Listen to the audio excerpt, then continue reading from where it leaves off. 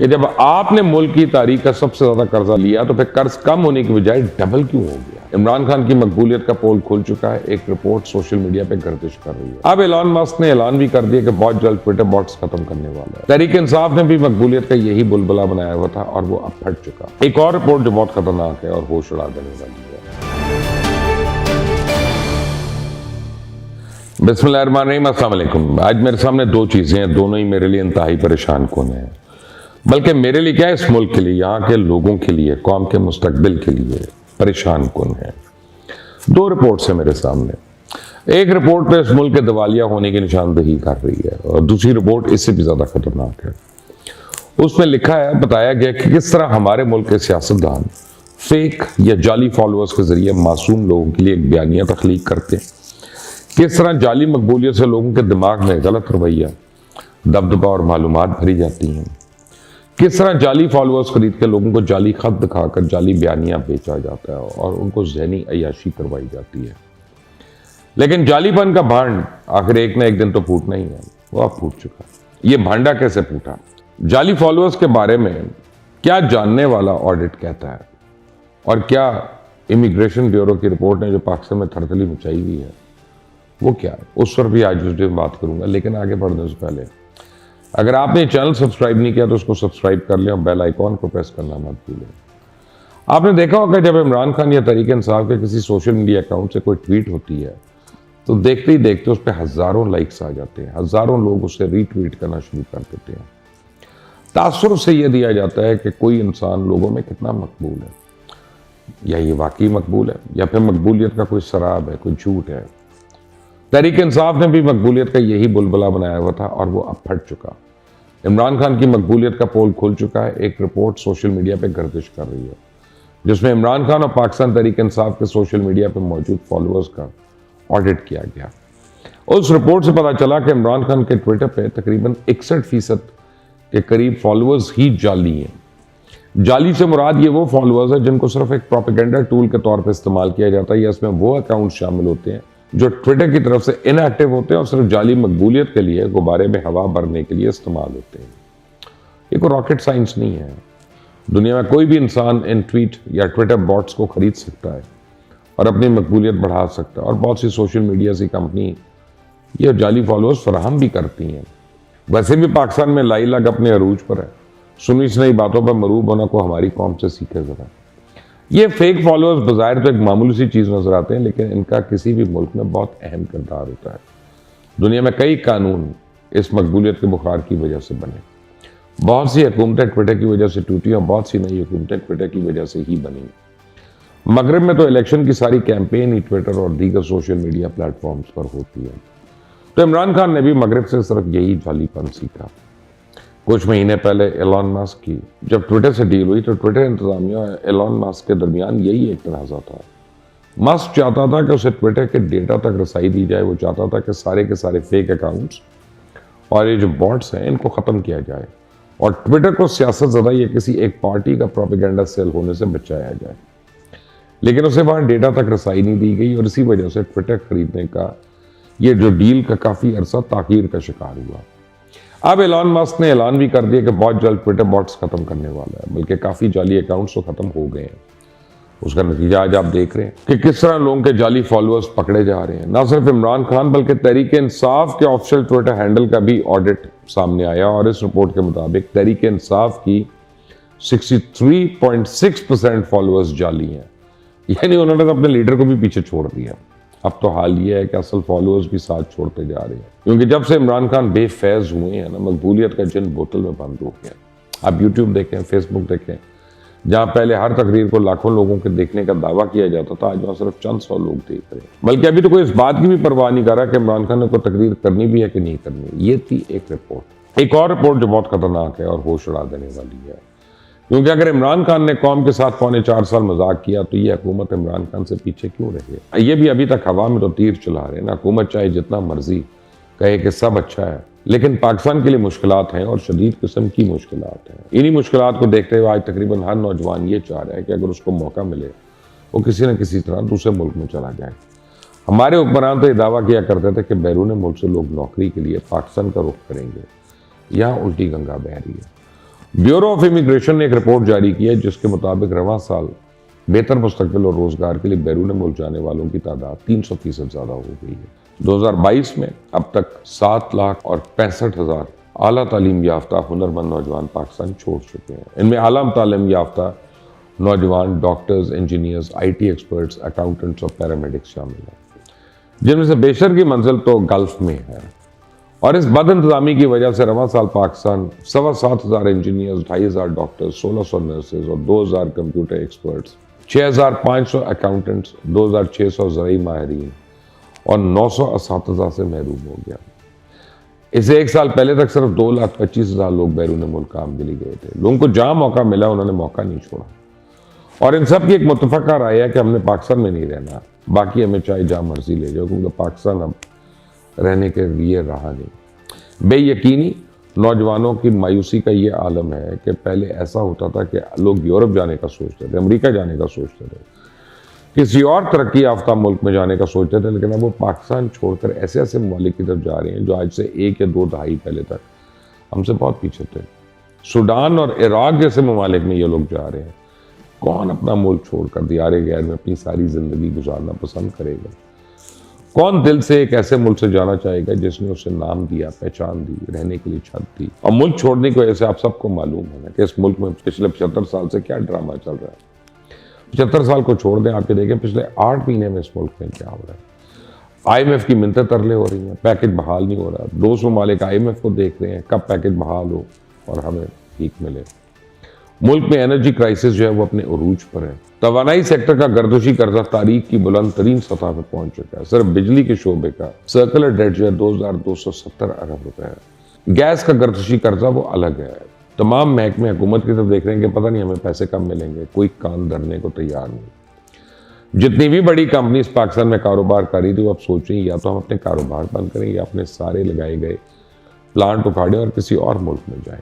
डॉलन्स पाकिस्तान की एक बड़ी मशहूर कंपनी है जो इलेक्ट्रॉनिक सेक्टर में काम कर रहे हैं। उन्होंने पहले कारोबार में कमी की वजह से 1,000 बंदे निकाले। अब हुकूमत को खबरदार किया कि अगर LCs ना खोली गई तो मजीद 2,000 लोगों को निकाल देंगे। और सिर्फ इसी मसले की वजह से वो हर महीने 500 मिलियन का अपना नुकसान कर रहे हैं। एक और कंस्ट्रक्शन सेक्टर की कंपनी है फ्रंटियर सेरेमिक्स लिमिटेड, उन्होंने अपनी कंपनी बंद कर दी है। ये कह के कि हुकूमत की तरफ से उन्हें जलील किया जा रहा है मुसलसल। आने वाले 5 सालों में हमने $70 बिलियन का कर्जा वापस करना है। तो मुझे नहीं पता हम ये कैसे करेंगे। हुकूमत से बात करें वो कहते हैं ये पिछली हुकूमत की नाकामी है। अब अगले साल नई हुकूमत आएगी, वो अपने रोने सुनाएगी कि हमें सारे मसाइल तो विरसे में मिले हैं। वही चक्कर इसी तरह चलता रहेगा, लोग पागल बनते रहेंगे। और जिस तेज़ी के साथ लोग मुल्क से बाहर जा रहे हैं, कहीं ऐसा ना हो कि आने वाले 50 सालों में खुदा न खास्ता मुल्क ही खाली हो। क्योंकि कुछ लोगों ने हिजरत करके जाना है, जो बाकी बचेंगे वैसी गुर्बत की लकीर से नीचे हैं, तो इनके लिए तो मुआशी कत्ल बचा है, वो इसी तरह मर जाएंगे। फिर बैठे रहें, ये सियासतदानों खाएं जितना मर्जी खाया जाता है। ना होगा बांस ना बजेगी बांसुरी। इमरान खान मईशत डूबने का रोना तो रो रहे हैं, लेकिन ये नहीं बता रहे कि मईशत को इस मुकाम पे लाया कौन। इमरान खान बता रहे हैं कि मुल्क में बहुत ज्यादा कर्जा चढ़ गया, किससे जरा मुश्किल, लेकिन ये नहीं बता रहे कि जब आपने मुल्क की तारीख का सबसे ज्यादा कर्जा लिया तो फिर कर्ज कम होने की बजाय डबल क्यों हो गया। इमरान खान ये बता रहे हैं डॉलर नीचे जा रहा है या ऊपर जा रहा है, ये नहीं बता रहे कि इसको बेमुहार छोड़ा किसने।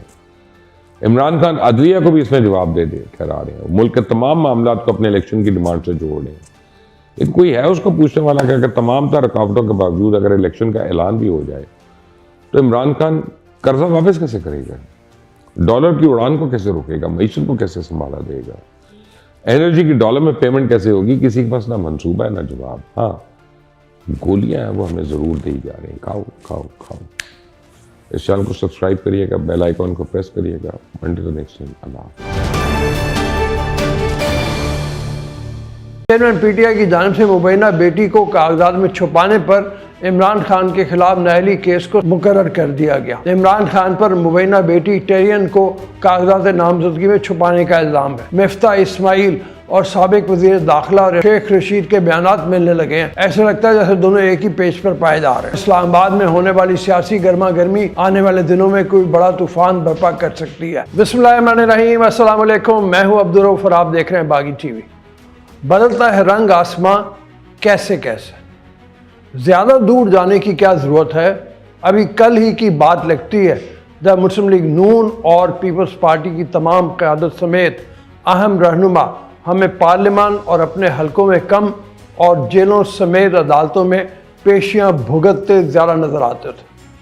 वहीं दूसरी जानिब तहरीक इंसाफ बरसर इक़्तिदार होते हुए अपनी मुखालिफ जमातों के रहनुमाओं को बाकायदा टीवी कॉन्फ्रेंसेस में बैठकर कहती थी कि फ़लाँ को जल्द गिरफ्त में लिया जाएगा और अगले रोज़ कोई ना कोई नैब या दीगर इदारों की इंक्वायरी इन पर शुरू हो जाती और रेफरेंस दायर होने से कबल ही गिरफ्तारी भी हो जाती।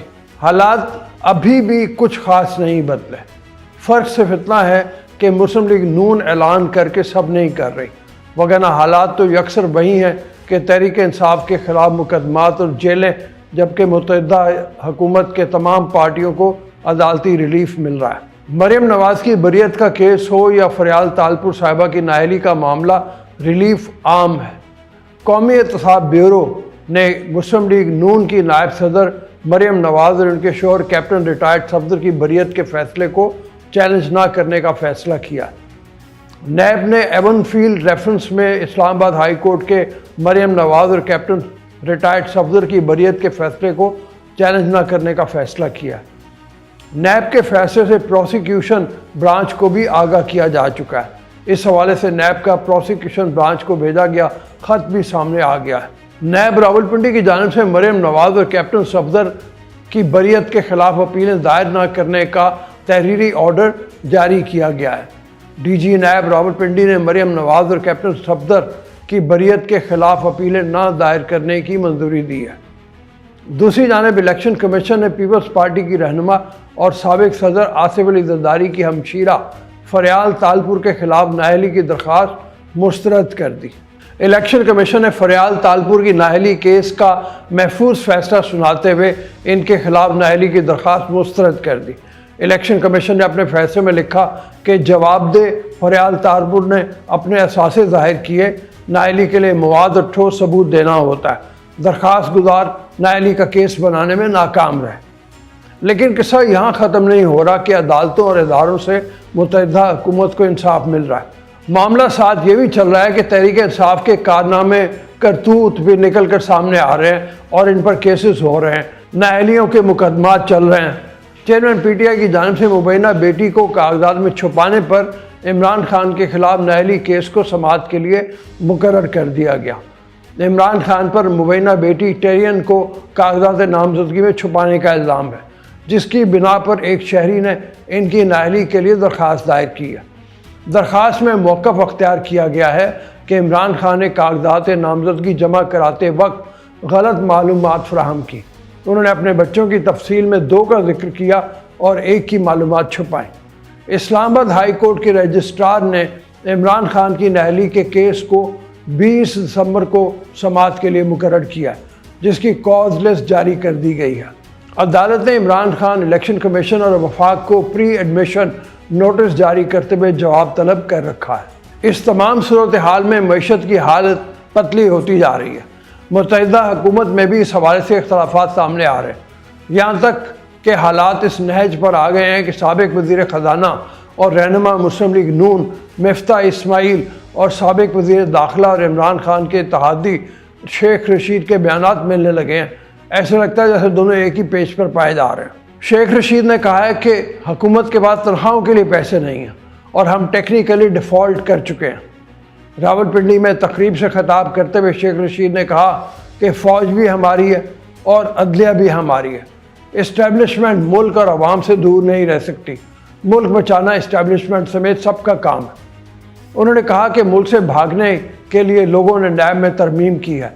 जितने लोगों ने केस ख़त्म कराए हैं, इनका सुप्रीम कोर्ट फैसले तक नाम ECL में डाला जाए।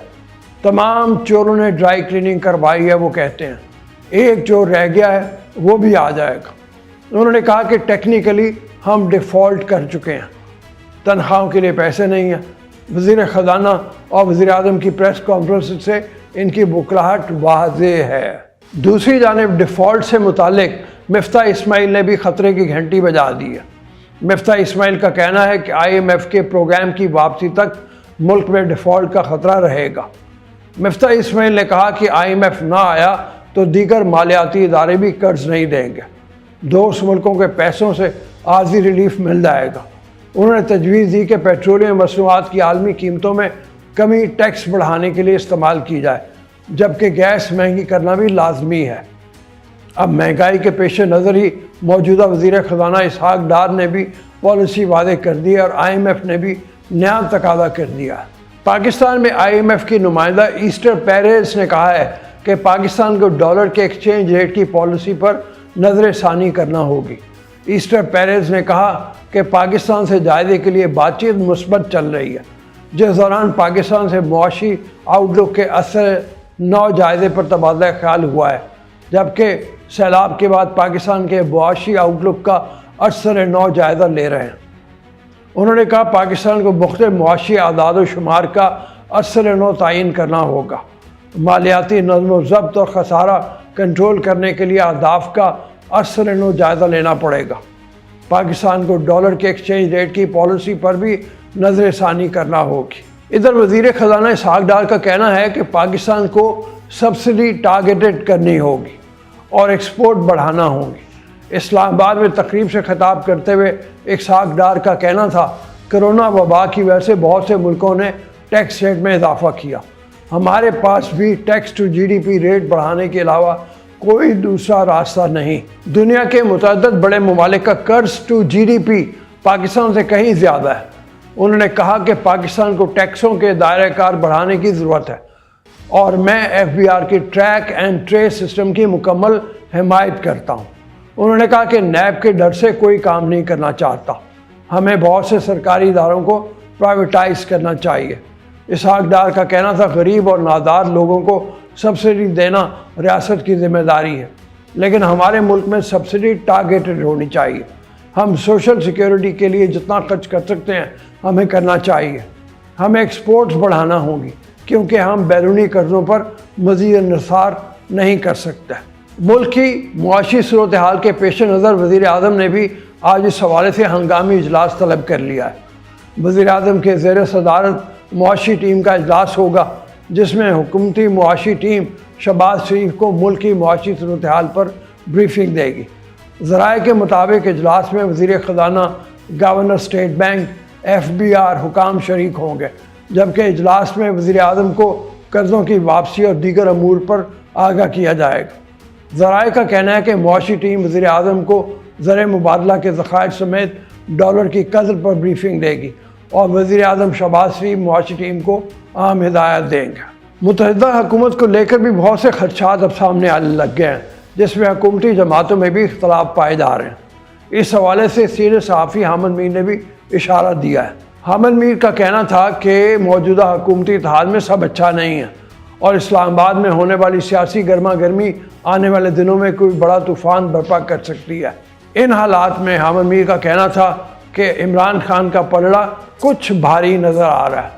जैसा कि उन्होंने कहा था कि अगर वो हुकूमत से बाहर आ गए तो पहले से ज़्यादा ख़तरनाक हो जाएंगे, बिल्कुल ऐसे ही नज़र आ रहा है। जब से इमरान खान हुकूमत से बाहर आए हैं वो मुख्तलिफ सियासी कार्ड खेल रहे हैं और जारहाना हिकमत अमली अपनाए हुए हैं, जबकि हुकूमत दफाई पोजीशन में नज़र आ रही है। इन हालात में छोटी जमातों वाले लोग जैसे अख्तर मैंगल हो गए वो परेशान नज़र आ रहे हैं और उन्होंने धमकी दी है कि अगर हालात यही रहे तो वह हुकूमत से अलहदा हो जाएंगे।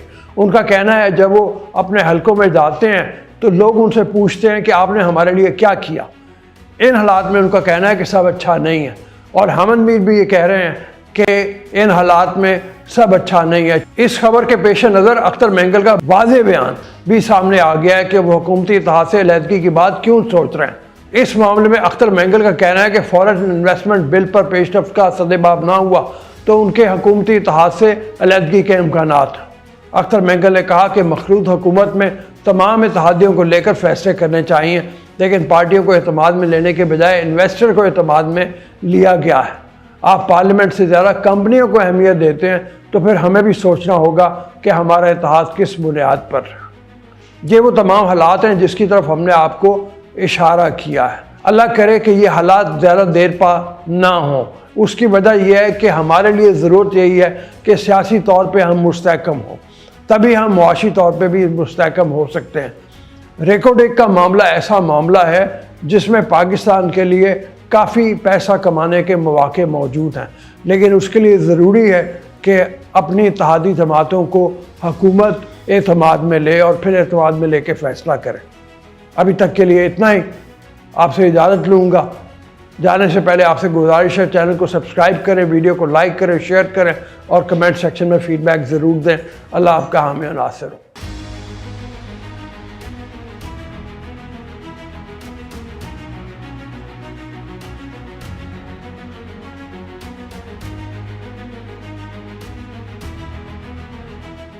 वो भारत इंपोर्ट की जाती हैं, फिर उनके ऊपर मेड इन इंडिया की मोहर लगा के तो दुनिया को वो मेड इन इंडिया कह के एक्सपोर्ट की जाती हैं। भारत का असल चेहरा तो ये है। पाकिस्तान पिछले 4 साल के बाद पहली दफा डिप्लोमेटिक अग्रेशन पे गया है। इस इशू को सॉल्व करना पड़ेगा हुकूमत को आगे बढ़ने से पहले, लेकिन हुकूमत के पास लम्हा मौजूद में उनके पास वक्त नहीं है। कुछ एलिमेंट्स ऐसे भी हैं जो कहते हैं कि नहीं जी पाकिस्तान तो डिफॉल्ट करने वाला है, जबकि डार साहब का ये कहना है कि आपका मसला जो है वो करेंसी की डिवैल्यूएशन नहीं है, तो टैक्स तो हमने टारगेट से ज्यादा इकट्ठा किया है, तो आपको क्या मसला है, आप क्या चाहते हैं।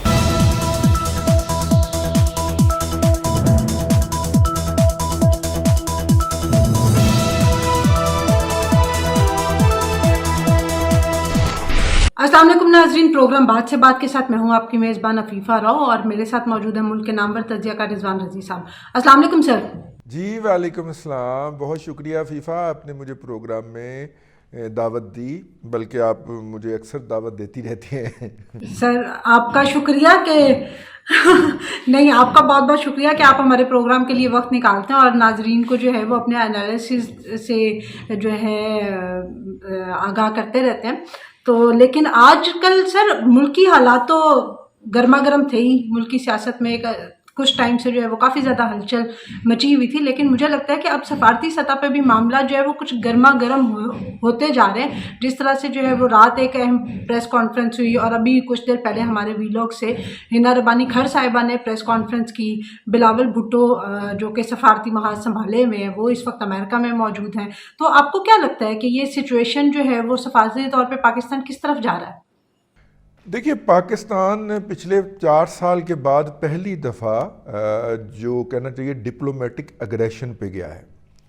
और अगर मैं आपको ये कहूँ कि पाकिस्तान ने ये मौका देखा है कि इस वक्त जबकि चाइना से मार खाते हुए, चाइना से बज़ाहिर इंडिया यही प्रोपेगेट कर रहा है कि चाइनीज़ हमें बहुत मार रहे हैं और वो वेस्ट के अंदर बनना चाह रहा है इस वक्त, क्या उसे कहना चाहिए, मजलूम बनना चाह रहा है, मजलूम की बेवा बनना चाह रहा है।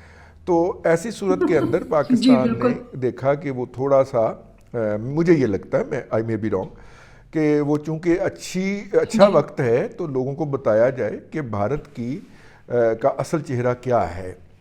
तो पाकिस्तान ने जो है वो एक डोजियर भिजवाया है।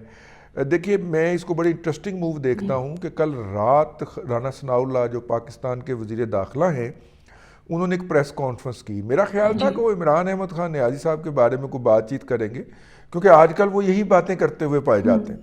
लेकिन हैरत अंगेज़ तौर पे उन्होंने बताया कि जो लाहौर में एक ब्लास्ट हुआ था, कलदम जमात दावा के सरबराह हाफिज सईद साहब के मुबैना घर, जहाँ पे ज़ाहिर है कि वो नहीं रहते, वो तो जेल में होते हैं, लेकिन वहाँ पे जो ब्लास्ट हुआ था उसको बैक ट्रैक किया गया है। और पहले पता चला वो कराची के साहब थे, वो कराची के साहब फिर पता चला कि शारजा में या दुबई में रहते थे। फिर वहाँ से हमारी एजेंसियों ने ट्रेस किया कि उनके राब्ते किन के साथ थे। तो अब वो पूरा उन्होंने लिंक इस्टेब्लिश कर दिया है कि वो किस तरह भारत की एजेंसियों के साथ मुंसलिक थे और उन्होंने इस काम के लिए उनको किस तरीके से अदायगियाँ की, उन अदायगियों का पूरा डाटा भी बाकायदा डॉक्यूमेंट्री एविडेंस के तौर पे फाइल में लगा के, तो ये उन्होंने कहा कि जी हम इसका डोजियर पेश करेंगे अक़वाम मुत्तहिदा को। मुझे ज़रा ये बड़ी बात लगी कि राना सनाउल्लाह वज़ीर दाखिला हैं और डोजियर अक़वाम मुत्तहिदा को पेश करना जो है वो तो वज़ीर ख़ारजा ने करना होता है ना। तो फिर मुझे याद आया कि हमारे वज़ीर ख़ारजा आजकल अमेरिका के दौरे पे हैं, है ना, बिलावल साहब जो हैं वो अमेरिका के दौरे पे गए हुए हैं ना। और इस दौरान उनकी मुलाकात भी है आंद्रे ग्रेस वो जो हैं अक़वाम मुत्तहिदा के सेक्रेटरी जनरल, उनके साथ मुलाकात भी है जी। अपने अमरीकी हम मनसब के साथ भी उनकी मुलाकात है, तो वो गए हुए हैं। तो हो सकता है ये कुछ हो। तो ये मुझे तो मतलब कि बहुत खुशगवार हैरत हुई कि आज हिना रब्बानी खार जो हैं उन्होंने इसके ऊपर जो था वो एक बड़ी डिटेल्ड किस्म की प्रेस कॉन्फ्रेंस की है और उन्होंने बताया है कि किस तरह गवादर के पीसी के ऊपर हमला जो हुआ था, फिर जो है वो stock exchange, Karachi stock exchange, Pakistan stock exchange के ऊपर जो हमला हुआ था, इन सब के हमने ट्रैक्स किए हैं। फिर उनका एक सर्विंग कमांडर जो था वो कुलभूषण यादव जो है वो पाकिस्तान की कस्टडी में है। सर्विंग मतलब कि इन सर्विस बंदा जो होता है, ये बहुत बड़ा क्राइम होता है। अच्छा, फिर उसके बाद उन्होंने बताया कि ऑयल एक्सप्लोरेशन कंपनियों के ऊपर अटैक हुआ, उसके भी हमने ट्रैक्स किए हैं कि वो पीछे जाके कहाँ पे मिल रहा है। तो एक डोजियर तैयार किया है हुकूमत पाकिस्तान ने अपने सबूतों के साथ, और वो अक़वाम मुत्तहिदा को और नेशनल सिक्योरिटी काउंसिल के जो मुस्तकिल और गैर मुस्तकिल मेंबरान हैं उनके हवाले किया जाएगा कि जनाब ये देखिए ये हमारे साथ क्या कर रहा है, ये भीगी बिल्ली नहीं है, ये मजलूम नहीं है, ये देखिए अपने हमसाया ममालिक के अंदर दहशत गर्दी को रवाज देता है। इसके हाज़र सर्वस अफसरान जो हैं वो वहाँ पे तकरीबकारियाँ करते हुए पाए जाते हैं। अच्छा, बाय द वे ये वाला डिप्लोमेटिक, हाँ जी जी बताइएगा।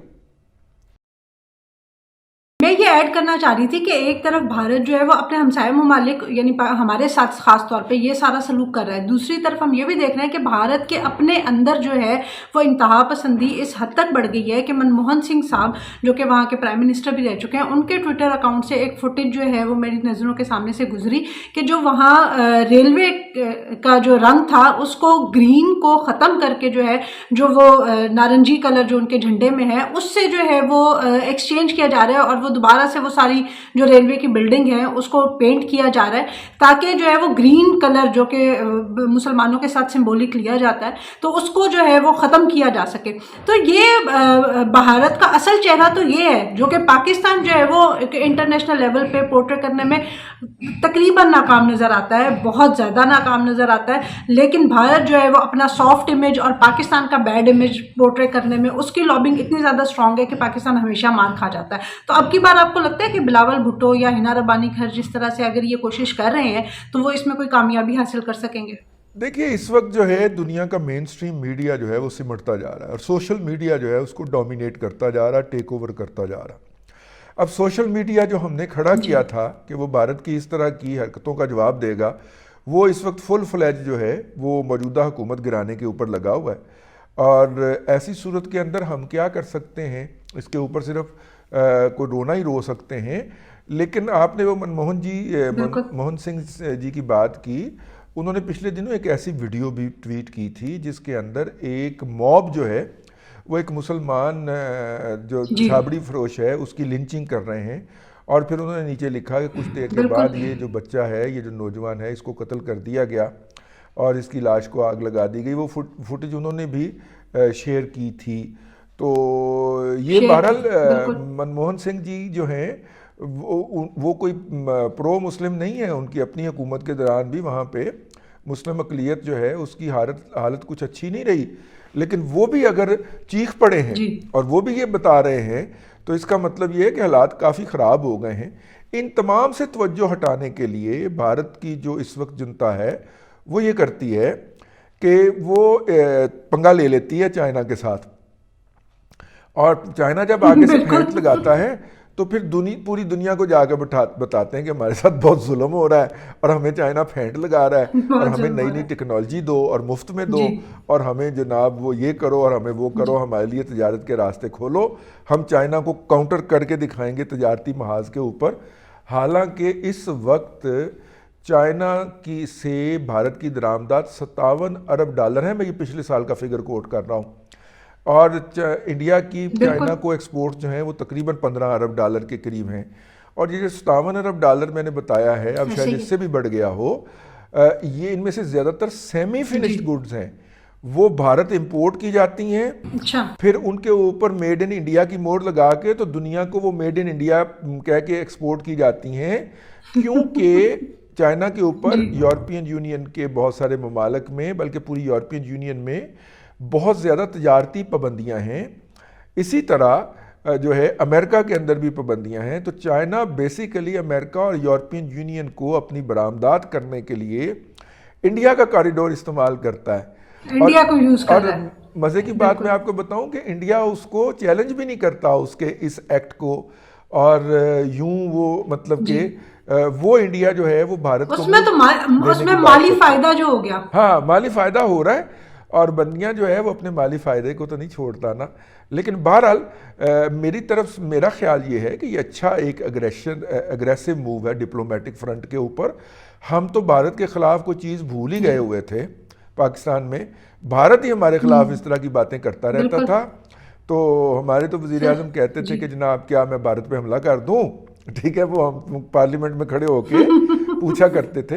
तो चलिए अच्छी बात है, मतलब कि बहुत सारी जो खामियां हैं, हम सारी अपनी खामियों की वजह भारत को करार नहीं दे सकते, लेकिन बहुत सारे मसाइल जो हैं ख़ास तौर पे पाकिस्तान के लिए आलमी तजारत के रास्ते बंद करवाना, हमारी एक्सपोर्ट्स जो हैं उनको डिस्करेज करवाना, हमारा बासमती चोरी करके दुनिया के अंदर बेचना, ये सारे इकदामात हैं जिससे पाकिस्तान की बरामदात को नुकसान हो रहा है। सर एक तरफ जो है कि सफारती महाज हमने डिस्कस किया, लेकिन दूसरी तरफ हम देख रहे हैं कि इस हुकूमत के लिए जो है वो अंदरूनी खाना जो है वो थोड़ी सी मुश्किलात सर उठाना शुरू हो गई हैं।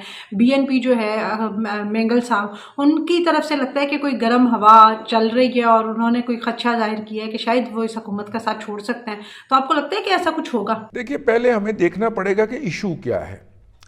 इशू, और ये BNP मेंगल के अख्तर मेंगल साहब ही नहीं है, उनके साथ मौलाना फजलुर रहमान साहब भी हैं जो PDM के सरबराह हैं, ये बात आप जहन में रख लीजिए। और जो MQM लंदन जो है या MQM जो है उनके जो कायद हैं जनाब अल्ताफ़ हुसैन साहब, उन्होंने भी इसके ऊपर बड़ा एक धमाकेदार किस्म का बयान दे दिया है। तो देखना पड़ेगा कि ये इशू क्या है। देखिए रिको डिक जो है वो सोने और तांबे का ज़ख़ीरा है, उसके ऊपर एक मुआहदा हुआ था, वो मुआहदा हमारी अदालतों ने ख़त्म कर दिया। वो मुआहदा ख़त्म नहीं कर सकती थी हमारी अदालतें, लेकिन वो आलमी अदालत के अंदर चले गए, आलमी सालसी में चले गए। वो मुआहदा जो था, वो जो हमने जो किया था उसके ख़िलाफ़ फ़ैसला हो गया, और अब हमने बैठ के दोबारा उसको रीनेगोशिएट किया है। ठीक है, हमने उसको दोबारा रीनेगोशिएट किया है। उस रीनेगोशिएशन के अंदर बिल्कुल मुझसे आप ज़ाती तौर पे पूछें तो मैं तो कहूँगा कि वफाक को तो सिर्फ गारंटर होना चाहिए, बाकी सारा कुछ बलूचिस्तान के हमारे जो भाई हैं उनका हक बनता है कि इससे जो पैसे मिलने हैं वहाँ पे इंफ्रास्ट्रक्चर डेवलप हो, वहाँ पे हॉस्पिटल बने, वहाँ पे स्कूल बने, ठीक है, उन स्कूलों के अंदर पढ़ने वाले बच्चों को वज़ाइफ दिए जाएं। ये सारे काम जो हैं ये हमारे बलोच भाइयों का हक है। तो इसके ऊपर अख्तर मेंगल साहब का ये कहना है कि जनाब इसके अंदर वफाक को हिस्सेदार बना के बलूचिस्तान का हक मारा गया है, तो इसलिए हम इस मुआहदे की मुखालफत करेंगे।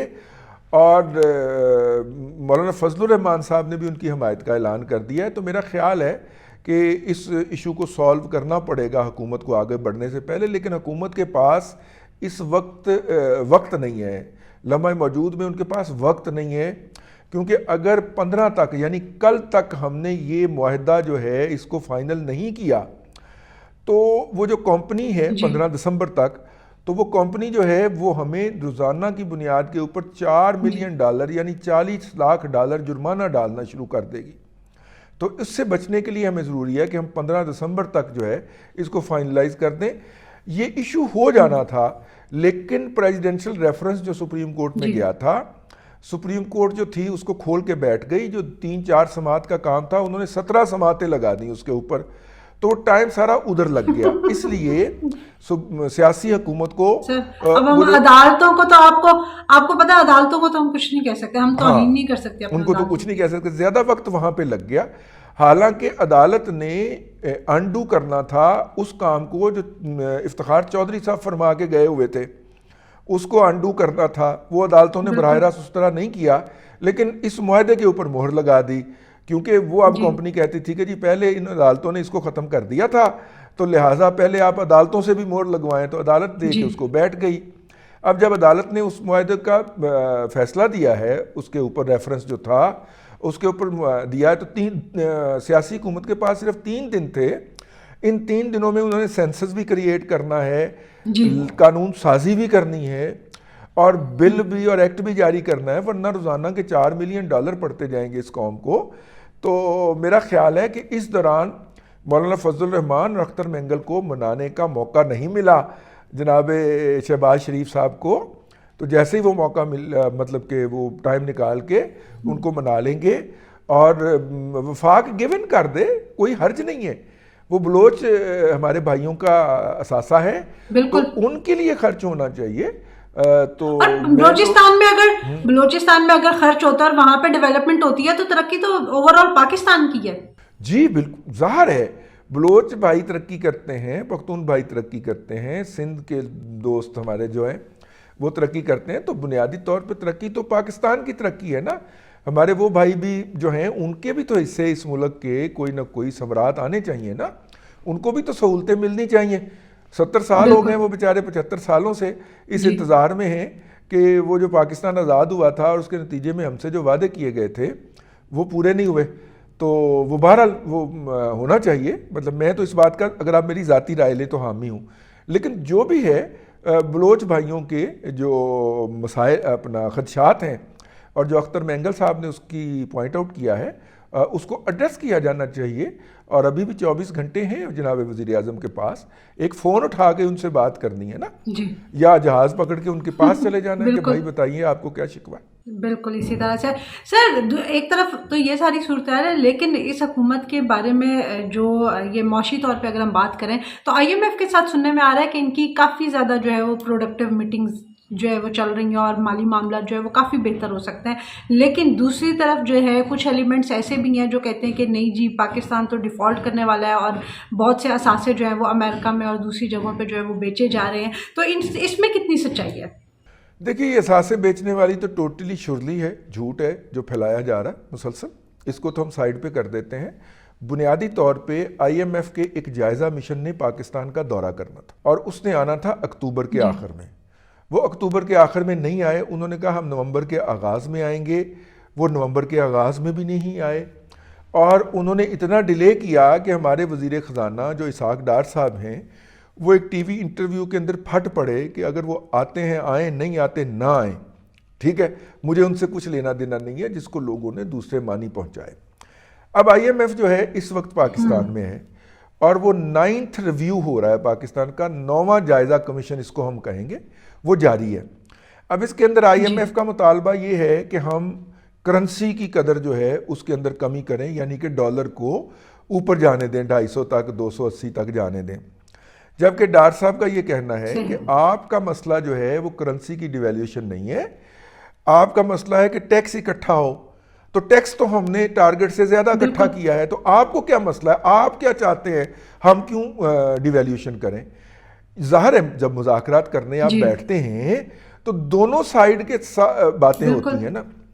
IMF की जो कंट्री हेड है पाकिस्तान में इस वक्त, वो एक खातून है रुइज साहिबा, तो उनका आज जो है मीडिया के अंदर बयान छपा है। उन्होंने पाकिस्तान के इंग्लिश मीडिया के जर्नलिस्टों से बातें करते हुए कहा है कि मुज़ाकरात जो हैं, ये जायज़ा जो है वो जारी है और अब तक वो प्रोडक्टिव है। मतलब कि जैसा आपने अपने सवाल के अंदर पूछा, अब तक वो बहुत मुस्बत सिमत के अंदर प्रोडक्टिव जा रहा है।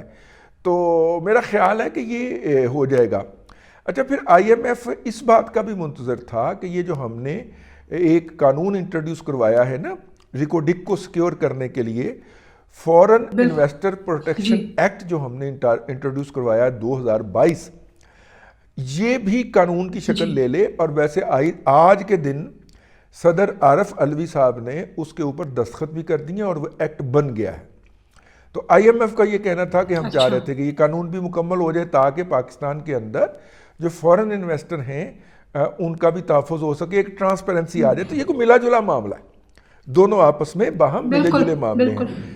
जो लोग जो हैं वो डिफ़ॉल्ट का शोर मचा रहे हैं, वो इस बुनियाद पे बचा रहे हैं कि जिस रिव्यू मिशन ने अक्टूबर के आखिर में आना था वो नहीं आया, पूरा नवंबर नहीं आया, अब वो आया है और वो जनाब अब तो इतनी ताख़ीर हो गई है और हुकूमत पाकिस्तान के पास वक्त नहीं है गया और यूँ ज़्यादा मुमकिन है। जबकि इसहाक डार साहब दूसरी तरफ कहते हैं कि IMF ने जो कुछ कहा है उसके टारगेट थे हम उससे ज़्यादा अचीव कर चुके हुए हैं, तो लिहाजा कोई वजह ही नहीं बनती कि IMF जो है वो 9th रिव्यू में हमें ना जाने दे और हमें पेट्रोल के ऊपर जो 50 रुपये लेवी लगाना है या जिसे कहते हैं वो सरचार्ज लगाना है वो लगाने की नौबत ना दरपेश हो। बहरहाल मुज़ाकरात जारी हैं और मुज़ाकरात में गिव एंड टेक हुआ करता है। होप के इसके कुछ मुस्बत असरात आपके लिए, मेरे लिए और पाकिस्तान के लिए बरामद हों। बिल्कुल सर, ये उम्मीद भी और ये दुआ भी कि अल्लाह तक करे कि ये मुज़ाकरा जो है वो कामयाब हों, ताकि ये जो करेंसी की डीवैल्यूएशन है या पेट्रोल की कीमतों में इंक्रीज़ की जो खबरें या अफवाहें चल रही हैं, तो इस तरह की कोई बुरी खबर जो है वो पाकिस्तानी आवाम को कम अज़ कम और ज़्यादा फेस ना करनी पड़े। इस दुआ के साथ और रिजवान रज़ी साहब के एनालिसिस के साथ जो है नाज़रीन, अब मैं आपसे इजाज़त चाहूँगी। वीडियो आपको पसंद आई हो तो लाइक ज़रूर कीजिएगा, शेयर कीजिएगा, चैनल को सब्सक्राइब करना मत भूलिएगा और कमेंट में हमें अपनी राय से ज़रूर आगाह कीजिएगा। अंटिल द नेक्स्ट टाइम, अल्लाह हाफ़िज़।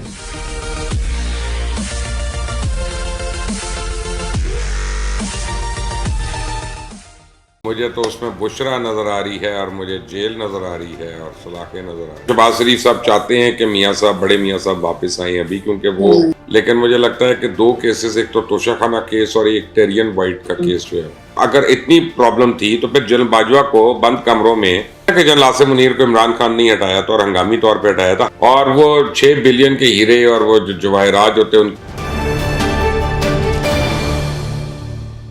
अस्सलाम वालेकुम नाज़रीन, आप देख रहे हैं मुबश्शिर लुकमान यूट्यूब चैनल। मैं हूं माहिश तबस्सुम। नाज़रीन, मुल्क का सियासी मंजरनामा इस वक्त बड़ा एक कंफ्यूजिंग सा नजर आ रहा है। कुछ समझ नहीं आती कि कौन इस वक्त ऊपर है और किसके फॉलोअर्स ज्यादा हैं, या आवाम किसके साथ है, या बाकी चीजें किसके साथ हैं। क्योंकि कभी ऐसा लग रहा होता है कि खान साहब के साथ हैं और कभी लग रहा होता है कि नवाज शरीफ, क्योंकि नवाज शरीफ के भी वापस आने के चांसेस बहुत ज्यादा हैं।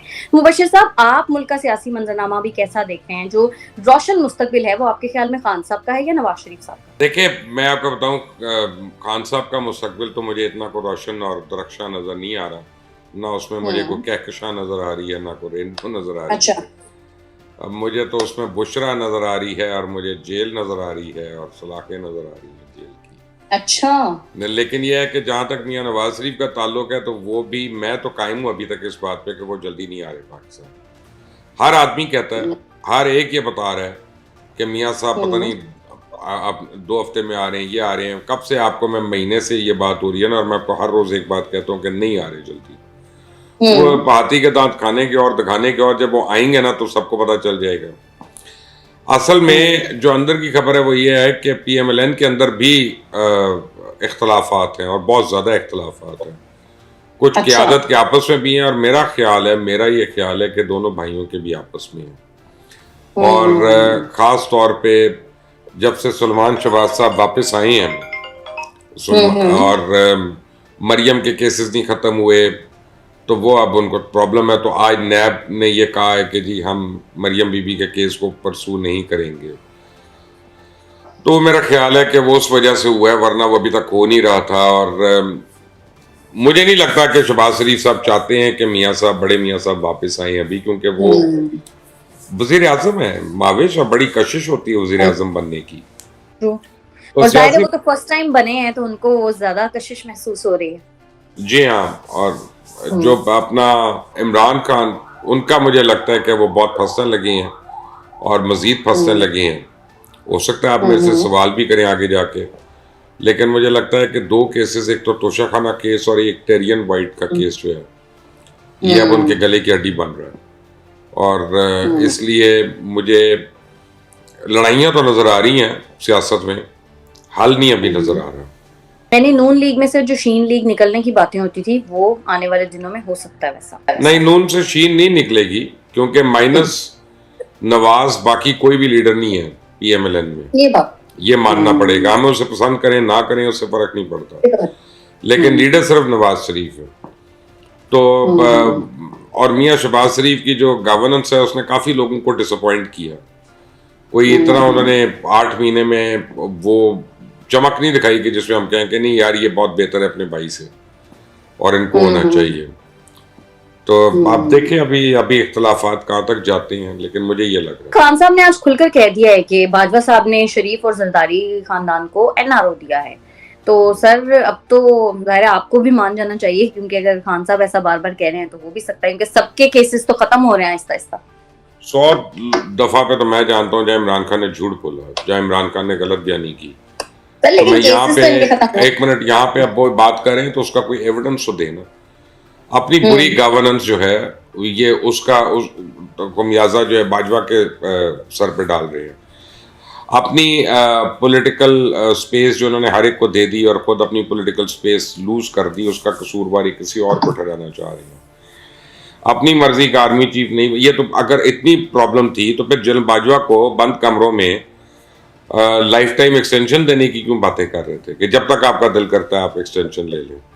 इन अगर इतनी गलत बात थी तो पूरी इन्होंने कानून साजी करके पार्लियामेंट के थ्रू जनरल बाजवा को एक्सटेंशन क्यों दी थी, और हालांकि सुप्रीम कोर्ट तक मामला चला गया था ये वो, इसलिए कि जनरल बाजवा अब जा चुके हैं, रिटायर हो चुके हैं। तो अब आप उनका नाम बार बार लें कि यार उनके पास कोई फोरम ही नहीं है, वो कहाँ पे आके जवाब देंगे, ठीक है ना। तो ये इमरान खान की पुरानी आदत है कि जो उसको कमजोर लगता है उसके ऊपर हमले करता है, और जो सामने बैठा है वो उसकी तारीफें करता हुआ खत्म नहीं होता।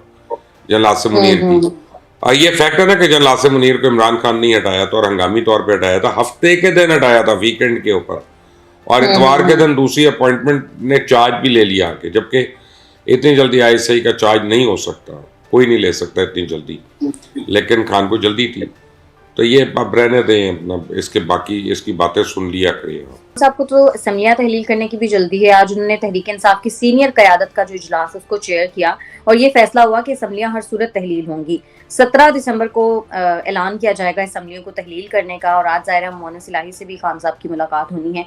क्या लगता है आपको, काफ लीग मान जाएगी? पहले तो खान साहब मान जाए, अभी तो वो मिलेंगे, फिर उन्होंने डेट देनी है 17 तारीख को महाविश, और डेट अगले हफ्ते की है, ये अगले साल की है, 5 साल की है, ये तो अब वल्लाहुल आलम, मुझे तो नहीं पता। अभी तो डेट आएगी, फिर असेंबलियां तहलील होने की बात होगी। परवेज लाई जो है वो अपनी खुद ही चिता जला दे, अपनी चिता को आग लगा दे, अपना खुद ही असेंबली अपनी उड़ा दे। That is not going to happen. और मोहनिस इलाही जो है बड़ी चिकनी चुपड़ी बातें करेगा, अंग्रेजी बोलेगा खान साहब से। परवेज इलाही साहब तो पंजाबी में बात करते हैं, वो अंग्रेजी बोलेगा, लेकिन वो नहीं मान रहे ना, उन्होंने मानना है। जिस तरह से वो स्पेंडिंग कर रहे हैं, जिस तरह से वो डेवलपमेंट बजट लगा रहे हैं, गुजरात को डिवीजन बनाने का ऐलान किया उन्होंने, जिस तरह से वो मंडी बहाउद्दीन में अरबों रुपया लगा रहे हैं, जहाँ मोहनिस इलाही की अगला इलेक्शन उसने वहाँ से लड़ना उस कॉन्स्टिट्यूंसी से, तो अभी सब कुछ लगाने से पहले वो असेंबलियाँ उड़ा देंगे, फिर इलेक्शन किस मुंह से जाएंगे। और अभी वो लॉलीपॉप ये देंगे कि जी नून लीग के 20 लोग हमें मिल गए हैं, तो अगर हम नहीं तोड़ते तो हम उनको खुश रख सकते हैं, अगले इलेक्शन में नून लीग के इतने लोग तो हम वैसे खराब कर देंगे। अभी बड़ा वक्त है महावेश, दिल्ली दूरस्त। सर, आज अयाज सादिक और आजम नजीर तारड़ साहब की मुलाकात हुई सदर आरिफ अलवी से, और उसके बाद सदर आरिफ अलवी की मुलाकात मुतवक्के है खान साहब से भी और परवेज इलाही साहब से भी समान पार्क में। क्या लगता है आपको, इन सब मुलाकातों का आखिर मकसद क्या है? बेमकसद सदर आरिफ अलवी जो उनकी हैसियत एक पोस्ट ऑफिस से ज्यादा तो नहीं है, वो सिर्फ वहां पे मुलाकात करवा सदर है वो, आप अंडर एस्टिमेट कर रहे हैं, उनके साइन से ही। मैं आपको एक बात बताता हूँ कि जो कॉन्स्टिट्यूशन है हमारा, वो मुझे पता है सदर को कितनी पावर्स देता है, और उनके पास क्या पावर है। वो दांत का कीड़ा निकाल सकते हैं और कोई काम नहीं कर सकते, और हाँ, और काम ही उनको एक आता है बहरहाल। और ये है कि ज्यादा वो इमरान खान को ये कह सकते हैं कि जी असेंबली में वापस आ जाए, आके ये करें तो वो करे। इमरान खान असेंबली में वापस जाता है तो किस मुंह से जाएगा? खैर वो तो पहले भी ऐसा कर चुका है, कई महीने बाहर रहने के बाद। देखिए तनख्वाहें ये ले ही जा रहे हैं, पार्लियामेंट लॉजेस छोड़ नहीं रहे, गाड़ियां वापस नहीं कर रहे, प्रोटोकॉल पे जो पुलिस वाले हैं वो रखे हुए हैं, लेकिन हम इस्तीफे दिए हुए जी, हम इलेक्शन दोबारा चाहते हैं। अब इस 2 नंबरी का तो माविश कोई इलाज नहीं। 6 अरब रुपए मालियत के तहफ़ से जो 3 करोड़ में बेचे गए, हमने कल के प्रोग्राम में भी इस पर बात की थी, लेकिन सर ये समझ नहीं आई ये किस मुल्क ने दिए थे तोहफे, और अगर इतने महंगे तोहफे थे तो इनको इतना सस्ता क्यों बेचा गया? देखिए 2 लोगों के नाम जहन में आते हैं, मुझे कंफर्म नहीं है, तो मैं एक अनकन्फर्म बात बता रहा हूँ, या तो MBS मोहम्मद बिन सलमान सऊदी क्राउन प्रिंस, या फिर ये कतर के बादशाह ने दिए हैं, ये दोनों दे सकते हैं, उनके पास इतनी रकम है देने को। और वो 6 बिलियन के हीरे और वो जो जवाहरात होते हैं उनकी एक रावलपिंडी के जूलर से 3 करोड़ रुपया मालियत लगवाई, और 3 करोड़ में आप समझें उसकी 20% जाके 60 लाख रुपया अदा कर दी, और वो 6 अरब रुपए के हीरे जवाहरात जो है वो हड़प हो गए। अब तो ये कोई और ऑडियो आएगी तो हमें पता चलेगा, ऑडियो तो लीक हो सकती है, किसका क्या पता किस वक्त हो सकती है। सर, बुज़दार साहब के खान साहब से नाराजगी की बड़ी खबरें हैं, क्यों नाराज हैं वो? सुना है कि वसीम अकरम प्लस बड़े गिले शिकवे कर रहे हैं खान साहब से। अब देखा ना, अब ये दिन आना था ना कि वसीम अकरम प्लस भी गिला शिकवा करे इमरान खान से है। ये नहीं कुछ है इसका कि इमरान खान उसे गिले करे, वो कर रहा है इमरान से गिले। आप देखें, इसे कहते हैं ना बदलता है रंग आसमां कैसे कैसे है। गुजदार का प्रॉब्लम ये है, या वो उसका स्टूपिड झूठे आदमी का, वो भी झूठा आदमी, करप्शन से भरा हुआ आदमी, उसका प्रॉब्लम यह है कि उसने तौसा शरीफ को जिला बनाने के लिए बात की थी, पूरी इमरान खान को उसने ब्रीफिंग दी थी सब कुछ, तो अभी तक वो नहीं हो रहा। तो इमरान खान ने उनको कहा है कि जी असेंबलियां तहलील होने से पहले तौसा शरीफ को जिले का दर्जा दिया जाएगा। तो अभी तो उसके ऊपर वर्किंग भी नहीं हुई है, तो अब इसका मतलब है असेंबलियां कब तहलील होंगी, ये या फिर वो झूठ है या वो झूठ है। 4 जिलों का तो नोटिफिकेशन परवेज लाई ने अक्टूबर में ही निकाल दिया। तौसा रहता है, तौसा पे वो अपना गुस्सा निकाल रहे हैं। हालांकि अगर उस्मान बुज़दार ने किसी का ख्याल किया अपनी हुकूमत में, अपने अलावा फराग गोगी के अलावा, एहसन गुज्जर के अलावा, खबर मानिका के अलावा, बुशरा बीबी के अलावा, तो उसने परवेज लाई का किया। लेकिन बहरहाल अब वाक़े दिखा रहे हैं उनको। सर, सोशल मीडिया पर कुछ सहाफ़ी ये बात कर रहे हैं कि खान साहब को पहले वार्निंग दी गई और उसके बाद बड़े एक मंसूबे के तहत उनको नाअहल करवाया गया। सर, ये सिर्फ एक बयानिया बनाया जा रहा है या इसमें वाकई कोई सदाकत है?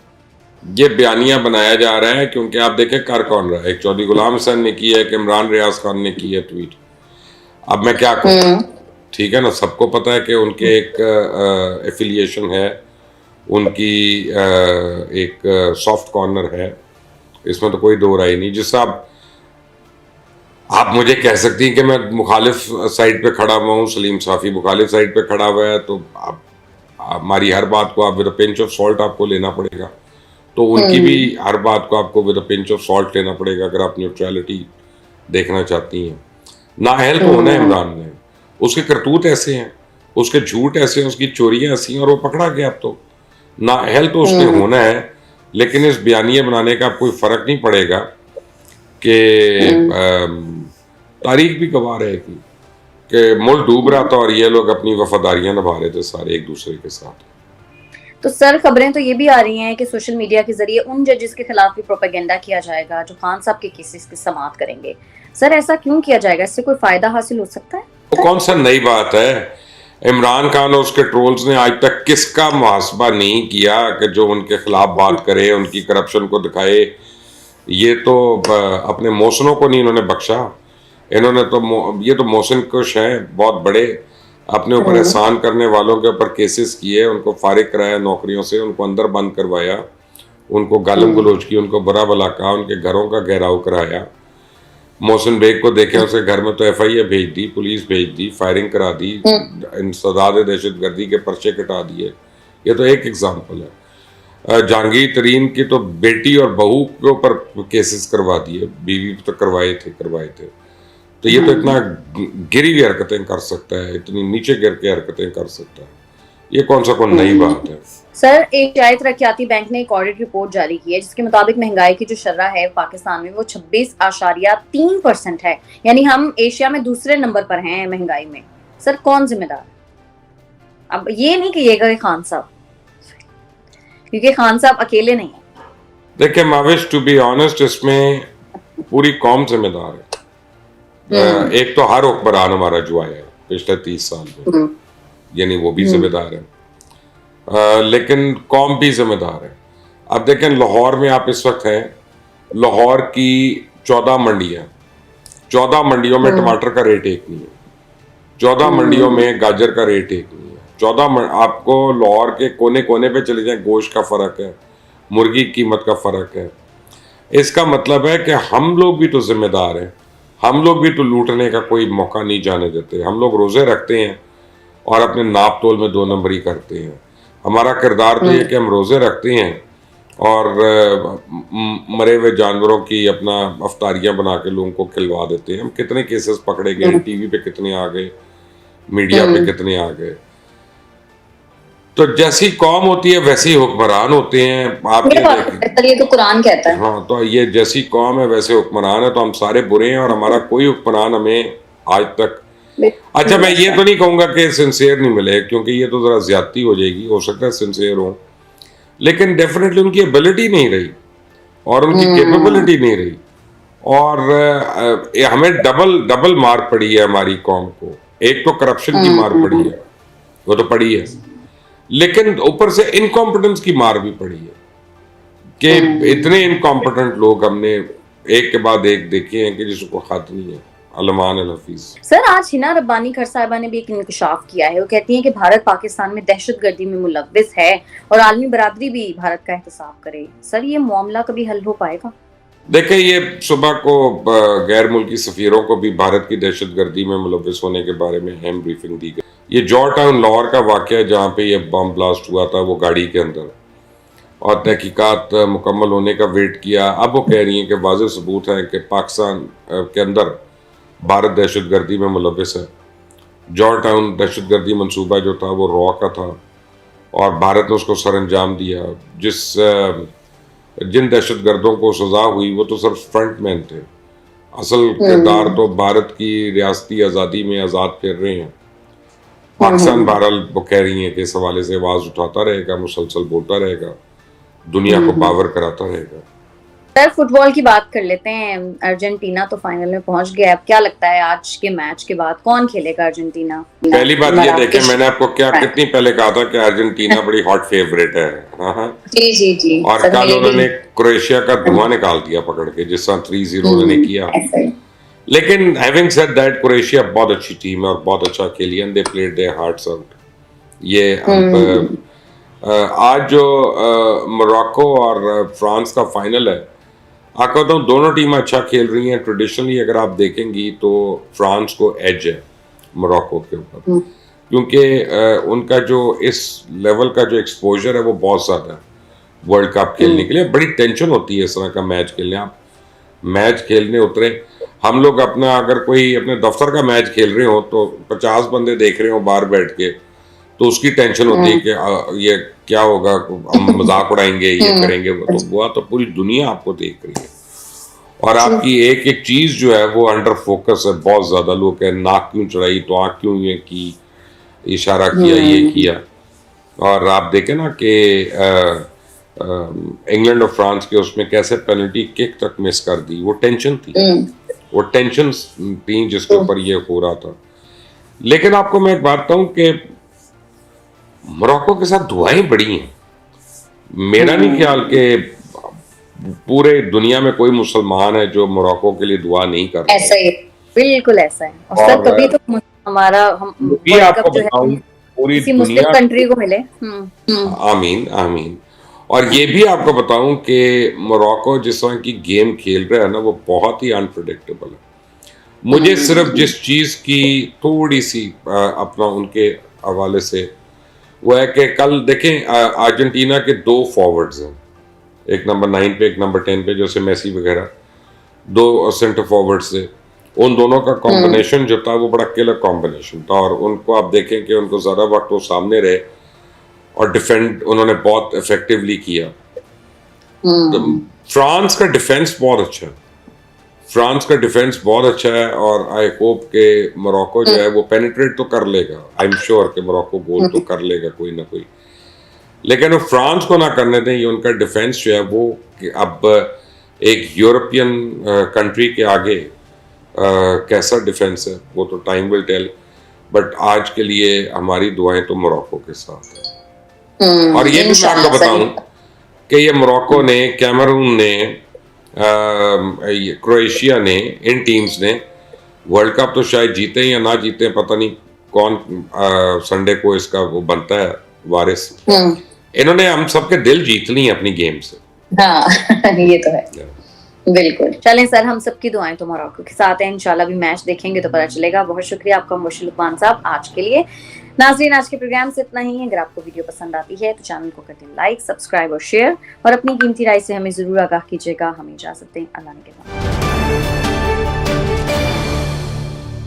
लानत डालते इमरान खान के ऊपर और उसके धरने के ऊपर भी। वो इक़्तिदार में भी था तो सड़कों पे था, वो इक़्तिदार से पहले भी था तो सड़कों पे था, वो इक़्तिदार छीनने के बाद भी सड़कों पर ही है। वो पागल आदमी की पागल वाली बातें। मैं नवाज शरीफ नहीं अगर मर भी गए तो वोट होना था उन्होंने कबर से रख के आवांगी। गोगी नहीं मान इनकी कि 100 अरब का पीरनी का रिकॉर्ड निकल आया है। इसका बाप भी उठ के आया, असम्बली नहीं तोड़ेगा ये। वो जब से डी सीट हुआ वो पागल हुआ है। 22 करोड़ आवाम की जगह 40 करोड़ आवाम है, वो तो कहता है असेंबली तोड़ेगा, 100 गाड़ियों का प्रोटोकॉल किधर जाएगा? मुझे पता है ये मदारी है। अस्सलाम नाज़रीन, आप देख रहे हैं बागी टीवी और मैं हूं आपका होस्ट जैनुल आबदीन। नाज़रीन, हम इस वक्त लाहौर में मौजूद हैं और इमरान खान साहब ने हफ्ते के रोज लाहौरियों को बुलाया है लिबर्टी चौक में। क्या ये जाएंगे या नहीं, लाहौरियों से चल के पूछते हैं और उनसे ये भी पूछते हैं क्या इमरान खान साहब असम्बलियाँ तहलील करेंगे या नहीं, क्योंकि तारीख देने का अंदिया दिया है। आए जी, लोगों से पूछते हैं। इमरान खान साहब ने एक दफ़ा फिर कह दिया है कि हफ्ते वाले रोज़ फिर लिबर्टी चौक में आवाम को इकट्ठा करेंगे।